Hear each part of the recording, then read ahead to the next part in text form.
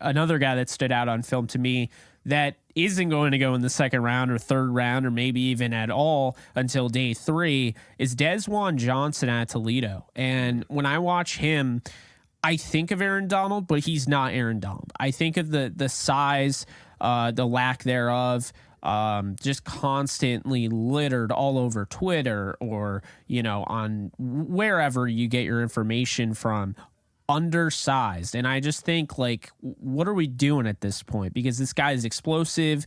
He can contort his body. He needs to have better hand usage, I would say, but he's got great movement skills, can get to the sideline laterally, which is something that's really cool.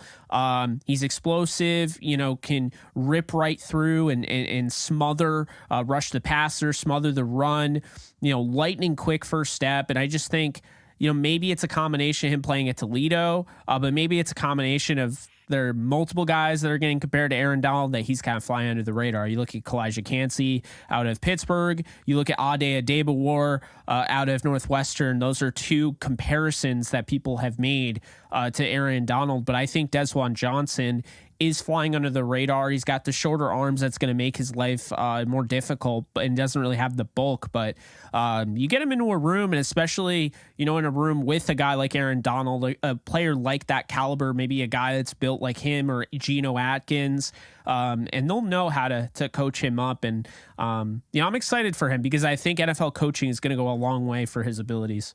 Yep. And like you mentioned it, the whole undersized piece, Jake.